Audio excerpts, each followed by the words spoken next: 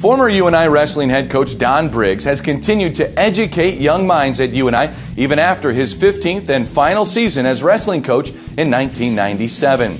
A leisure, youth, and human services instructor, Briggs took his wellness class to the Dan Gable National Wrestling Museum to show them some of the history that surrounds the sport of wrestling and the University of Northern Iowa's place in the Wrestling Museum. Students from the University of Northern Iowa recently had an opportunity to take a field trip and explore the history of one of the world's oldest sports at the Dan Gable International Wrestling Institute and Museum in downtown Waterloo. The museum boasts over 600 displays from ancient Greece through the present-day Olympics. What I think is most important is that this is culture, this is a diverse museum. We are a wrestling museum, but there's so much more to learn about with history, with Abraham Lincoln, with the oldest piece of literature. So any of these majors that come into the museum and they can see what we have, that it's so much more than just maybe Dan Gable or Iowa State, UNI. It's a great cultural experience, and I think a lot of people hopefully leave thinking about that wow, I didn't know that about wrestling. That's really our goal, is to see, number one, that it's a center for excellence, really, and number two, there's a lot of history here at the museum.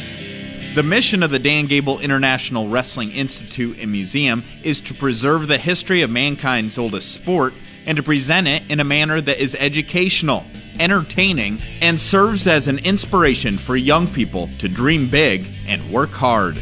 This place is phenomenal. I mean, I've been wrestling my whole life, and I mean, to really appreciate and see the history behind it it's just really rewarding. It's been set up, you know, immaculate, and just really a great place to spend some time and get an appreciation for the sport. The University of Northern Iowa holds a very special place in wrestling history, and several student athletes were impressed to find out the Panthers were NCAA champions in 1950, claiming their title at the West Gym on the UNI campus. It's unbelievable that somebody can come from a small school and beat everybody at every big school, and seeing the 1950 NCAA champions here at the West Gym, it's really cool that it actually happened. We have this picture back here of the West Gym in 1950 when Iowa State Teachers College won the NCAA tournament on its home turf.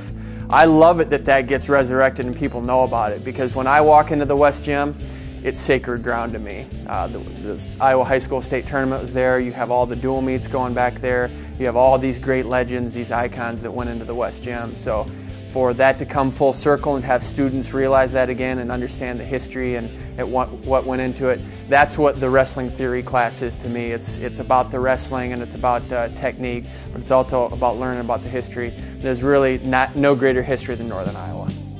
It was clear that the tour of the Wrestling Museum was a memorable experience for these future educators and coaches. The lessons they learned will carry over into their college experience, professional careers, and their own personal life. The tour is done. The students could have left, half an hour ago, and they're still hanging around and still milling around in the museum and looking things over. So I think it's obviously a success, and I hope to continue to do this. Seeing the success that everyone's had prior, and it makes you want to jump to the next level, and it just re-sparks a fire inside you. The UNI wrestling team is back to action at the Midlands tournament at the end of the month and then home on January 6th.